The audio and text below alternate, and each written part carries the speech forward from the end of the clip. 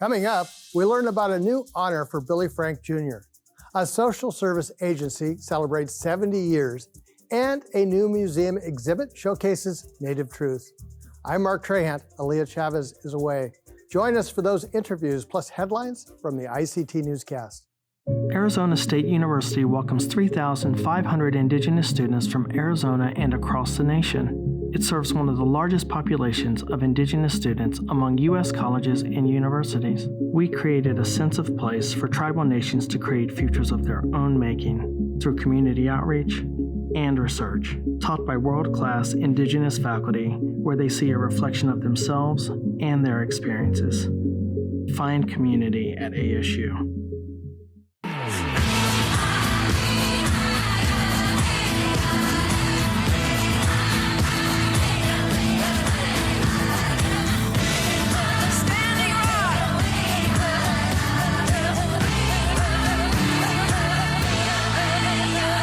This is the ICT Newscast with Aaliyah Chavez.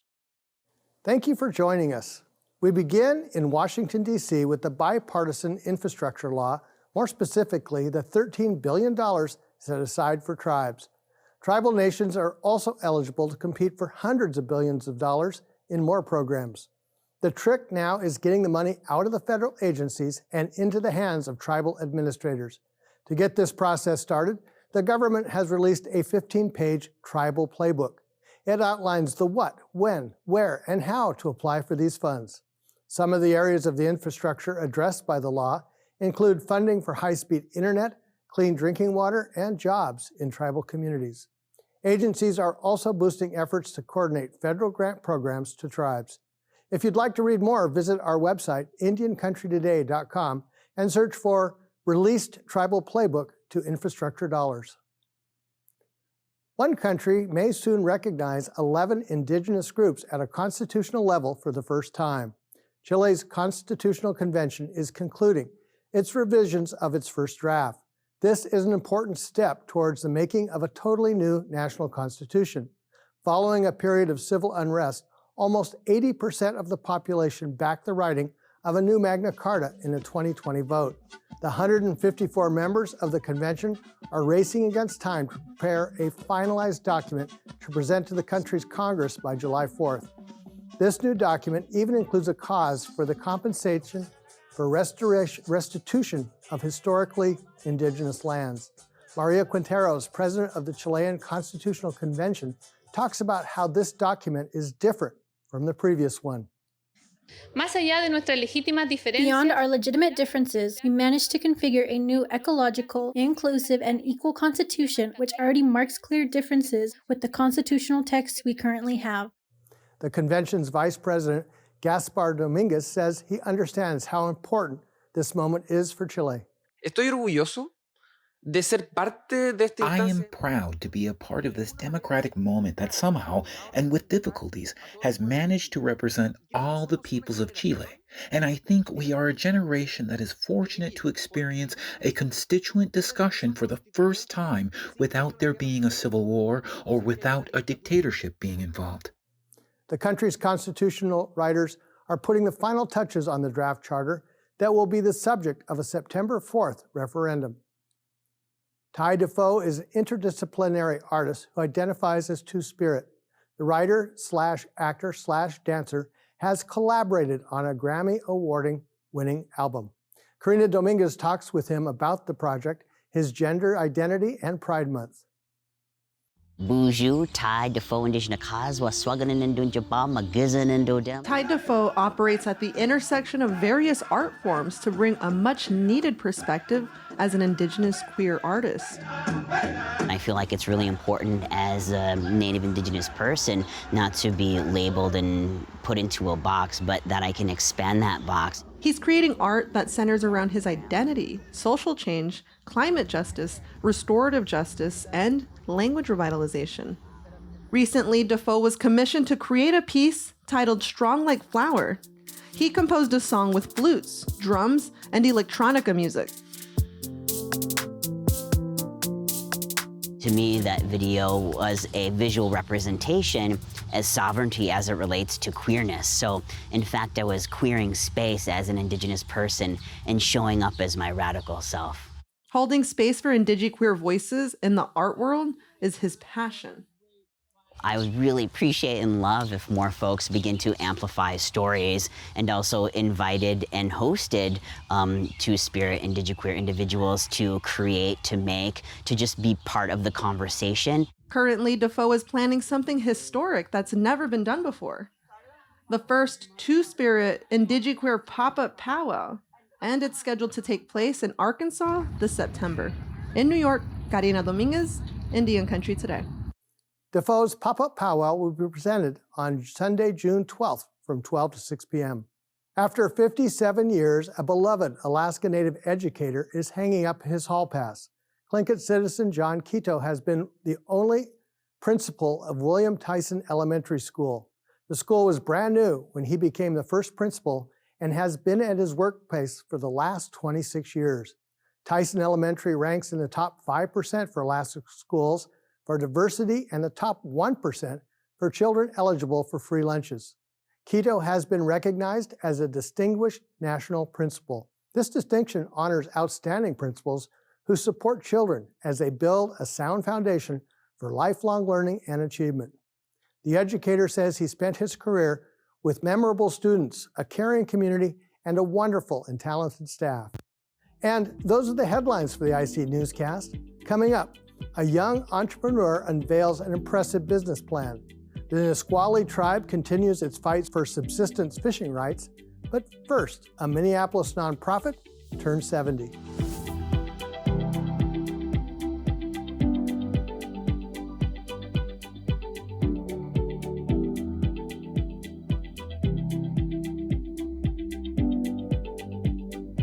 A Minneapolis social service agency was founded in 1952. It will celebrate its 70th anniversary on September 26. Louise Matson is the executive director of the Division of Indian Work. Well, our agency was started back in 1952, as you mentioned, when the government policy was to urge our Native folks to relocate to urban areas. And so folks were coming into Minneapolis with not a lot of resources. So Greater Minneapolis Council of Churches started Division of Indian Work in 1952 to kind of address those needs. And actually, our very first program was a food shelf, which we still operate to this day. In the course of the 70 years, we grew to establish our own board of directors, our own strategic plan, our own mission statement. In 2016, we started our separation process from Greater Minneapolis Council of Churches and became our own 501c3, as well as, truly autonomous Native majority board and staff. So we are still a division of Indian Work, but we are not a division of GMCC anymore. That's probably the next step on our journey, is to rename our agency. But, shortly after we formalized our separation in 2018, we had COVID, and also we had the uprising on Lake Street. And so we've been a little bit distracted.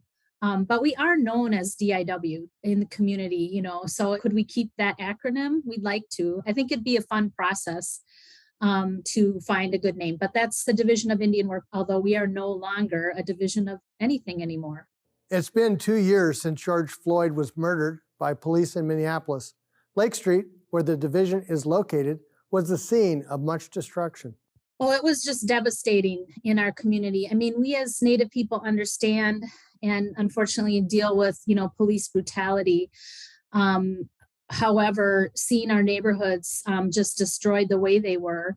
And, it was a lot of outside people coming in. I could see that when we were at Lake Street. But we're on Lake Street, and I could see the people driving by and the different plates, out-of-state plates, causing trouble.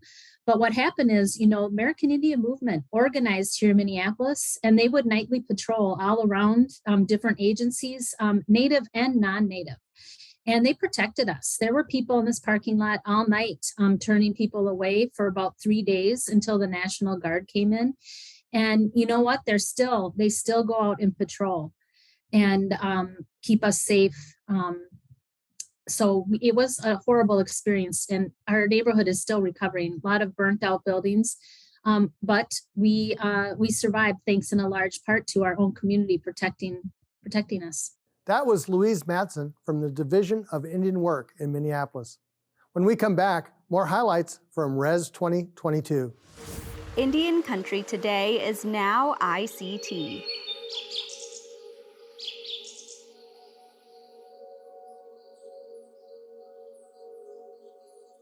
The ICT News crew was in Las Vegas last week for the Reservation Economic Summit. Aaliyah Chavez has this interview. One could argue that there's never been a more passionate advocate for treaty rights than Billy Frank Jr. The Nisqually citizen led the Washington State tribe in protecting the environment as well as subsistence fishing rights. Joining us today is his son, Willie Frank III, who is the chairman of the Nisqually tribe. Hi, Chairman. Thank you for being here. I'm honored to be here today and have a chance to talk with you about some of the exciting things we're doing in Nisqually and the amazing statue project that we're working on in the state of Washington. Let's just jump right into the statue project. I understand that the Cleakett, Washington State lawmaker, Deborah Lekanoff, is leading some efforts to honor your dad. Tell us about that. Well, we definitely got to give Representative Lekanoff a shout out. She's been a great supporter of Nisqually and, of course, a very close friend of the family. And to have a Native American pushing this issue, but also just to see the bipartisan support in this issue is huge. You know, it says a lot about what my father did over his life, but also the fact that he brought both aisles together. And that was always something he was so amazing at, was bringing people together and telling our story as Native people. Tell us how feasible this statue is. Where is it at in the process? I understand you have to raise some money to make this happen. Yeah, so we have to raise $500,000, $500,000. We had our second meeting last Tuesday, and I'm the chair of the committee. And we have a great group on this committee from Democrats, Republicans, Lieutenant Governor, Senator, Congressman. It's just a wide variety of folks. And also, you know, last week I wanted to make sure that I had enough to get Charles Wilkinson and Dick Trudell on there as also, you know, to have that knowledge on the tribal side as well, to make sure that we do this right and honor my dad right. Do you have any time frame in terms of when the statue could be? So the timeline of now, it's December of 2024. So everybody better get ready to go to DC here at the end of 2024 to celebrate this great honor. And this statue would be in Statuary Hall, right? It would, yes. The Marcus Whitman statue would be brought home to Walla Walla, and we'd take a statue of Billy Frank Jr. over. And we're in the process now of thinking about what this statue is going to look like. I mean, I think there's a lot of people who've had a chance to meet my father, and really, you know, the goal of this is I hope everybody can feel some of that Billy magic. Yeah, and I imagine you'll work with an Indigenous person who would actually make this statue. 100%. It's got to be an Indigenous representative representing us, you know, and I know that's what my father would see. And we're coming up on 50 years of the Bolt decision, U.S. versus Washington, 1974. 2 weeks ago, I was able to have Governor Inslee, Senator Cantwell, and Congresswoman Strickland on the Nisqually River, showing them the work that we're doing, but showing them what my father started and many others. You know, and so here we are 50 years later, you know, we have the governor in our boat. That's never happened before. So you're starting to see the changes, and you're starting to see people open up and want to be more engaged with our tribes. Yeah, and that is important in Washington State, of course. I want to talk about sort of your dad's legacy, specifically in treaty rights and subsistence fishing. Yeah. Where is the tribe at now, based off where he left off? Well, I'll tell you a funny story. In 2012, 82 years old, he's still fishing with us on the Nisqually. So that tells you, you know, where his heart and his passion were. And here we are, every day we're still fighting to protect our treaty rights and sovereignty. We used to have 7 months on the river fishing, and now we're down to 12 days if we're lucky. You know, so we're seeing that the change from us as our, you know, who we are as Native people. You know, my father at a young age, he always talked about the importance of treaty rights, tribal sovereignty, but more importantly, the salmon. You know, if the salmon are not healthy, we are not healthy as human beings. And we're seeing that in the state of Washington. The work that he did, you know, arrested over 50 times. And it wasn't just him. There was many others that, you know, were a part of this. And he'd be the last one to want any kind of recognition for this. He'd want us to continue working hard, continue doing the work that we're doing. You know, I mean, it kind of comes full circle. My grandfather, Willie Frank Sr., he was our chairman back in the 1960s, you know, and my father was on council, and now I'm the chair. So you're seeing that's how Indian country works. It keeps circling up, and really what we want to do is tell that story, but get folks to understand that he could have been one of the most bitter human beings in the world, getting arrested, getting beaten, getting tear gassed for exercising his treaty right, doing something our people have done for thousands of years. But he wasn't. He took it the complete opposite way and brought everybody together, whether it was state, federal, or tribal. We brought us all to the table. When you're looking at your dad's legacy and the lengths he would go through to reach and to advocate for his people, what does that mean to you now that you're the leader yourself? It means I better toughen up a little bit more, because what they went through, that experience, none of us will experience that. The blood, sweat, and the tears for exercising their treaty rights, something that, it's ours. We have that right, the usual and the custom grounds for our fishing. And we're still battling every day now, and it's going to continue. It's not stopping. So I hope the goal with this statue and being able to tell this story, it's not just my dad's story, it's not just the Nisqually tribe story, it's a Indian country story. I mean, the work that he did wasn't for just the state of Washington, it was for Indian country, let alone the folks in the state of Washington. I couldn't think of a better Washingtonian to go back and represent the state than my father. Yeah, it's going to be so interesting to see that. And you said 2025. 2024. 2024. That's the goal. The end timeline is December of 2024. So I told all of our Nisqually tribe elders, everybody, get ready. It's going to be the biggest party in DC. So Indian country better be back there representing. That's exactly what I was going to ask you, is what the reaction has been. We only have a few seconds left. And the reaction, I don't even think it's hit me yet, to be honest. I don't think it's hit our family yet and the tribe. I mean, this is history. This is one of our own at Nisqually, but one of our own natives going into the hall, and somebody that we all grew up with. We all saw. You read stories about him. It's not the 1800s, it's present time. So it's pretty exciting. More than 4,000 people attended the RES 2022 conference in Las Vegas, sponsored by the National Center for American Indian Enterprise Development. ICT staff has had the pleasure of meeting many tribal leaders, including young entrepreneurs. Shirley's Navy interviewed one of them. One of the main events at the Reservation Economic Summit is the business plan competition. For high school and college students, the winners get a cash prize towards making their dream come true. The winning team at the college level is from the University of Montana. Representing the team is Chase Comes at Night. He's Blackfeet, and he joins us to share his dream for innovative indigenous greens. Welcome, Chase. Thank you, Shirley, for having me on here. So tell us about what is the business that you did the plan for? So the business that we've established is Innovative Indigenous Greens. It's a nonprofit organization that is dedicated to improving the quality of life across Indigenous communities by promoting wellness through a horticultural approach. Now, with our organization, we're looking to launch. We've already established 5 initial programs within our organization.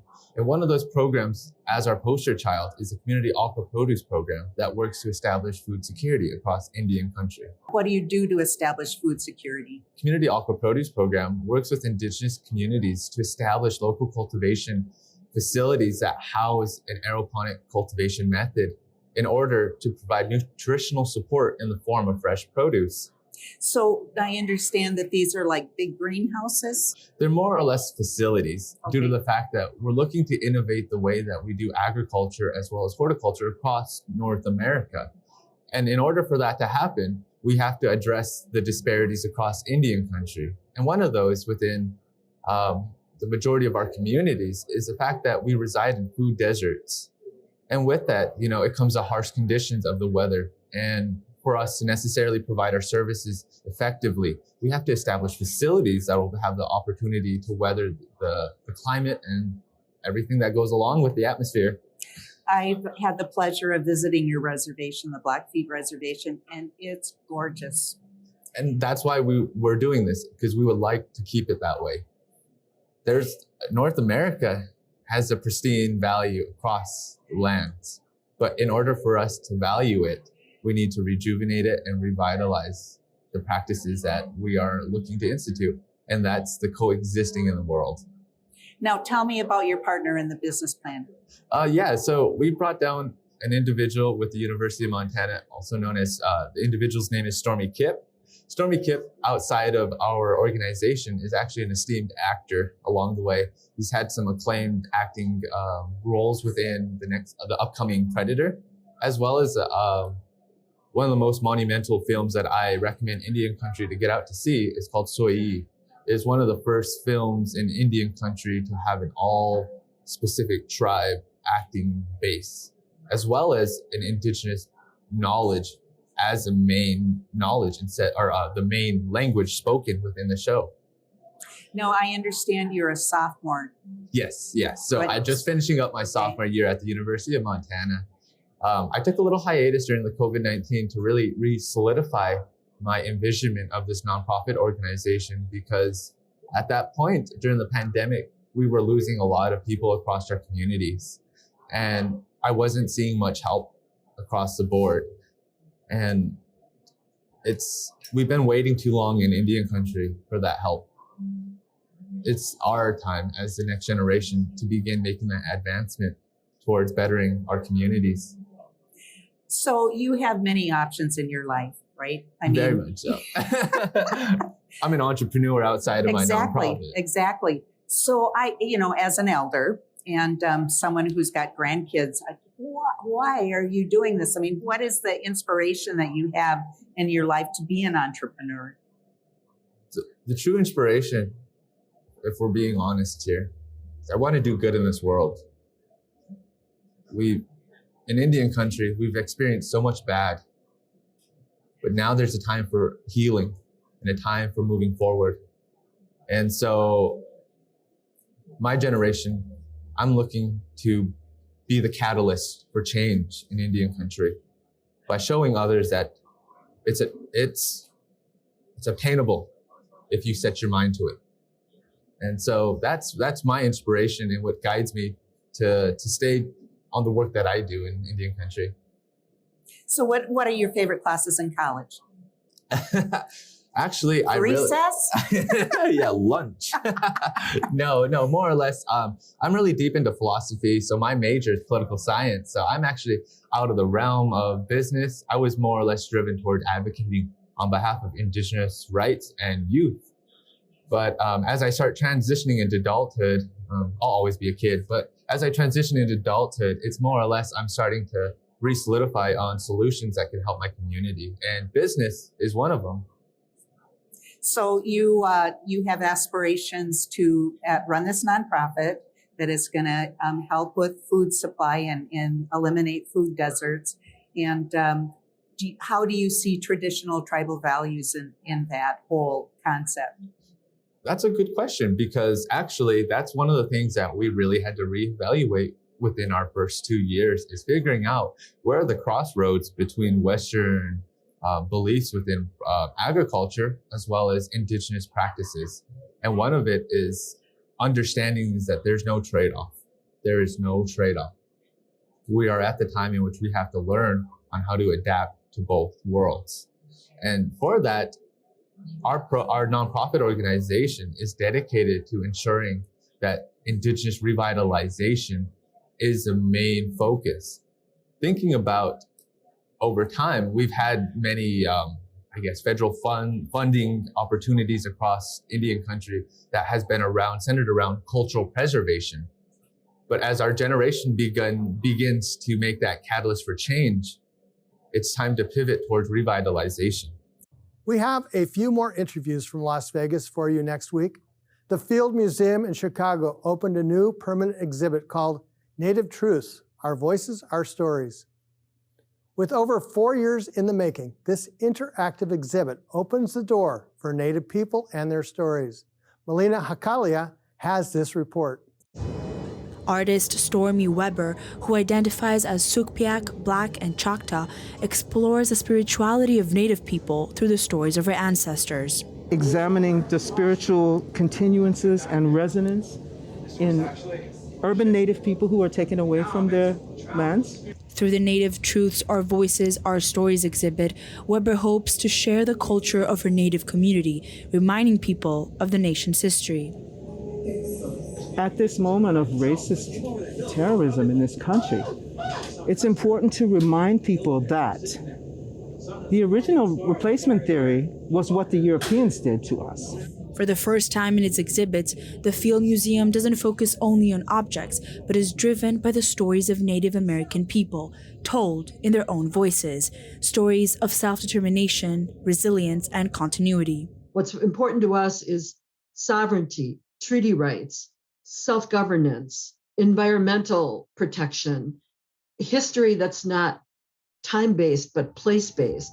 The new multimedia exhibit, guided by 11 Native American scholars, features more than 105 tribes throughout the US and Canada, with over 400 items on display. Visitors can also experience Native traditions come to life through artist workshops and demonstrations. We're really celebrating, both traditional activities, but always pulling them forward, reinforcing this notion that Native cultures aren't static, that we're contemporary and, we're dynamic and we're changing, we're evolving. Miami artist Scott Shoemaker is teaching others how to do ribbon work, weaving in the stories of his indigenous community. You get to hear what is important about those stories from those communities. There's no single Native stories. There's lots of stories. Even within communities, there's diversity too. The exhibit teaches visitors about Indigenous rights and history and aims to break down stereotypes. In Chicago, Mela Halkia, ICT Newscast. And that's a slice of our Indigenous world. For more news, visit IndianCountryToday.com. From all of us in the newsroom, stay safe, my relatives. I'm Mark Trahant. Sometimes you got to take a stand just because you know you can. Oh, you got to run, you got to run.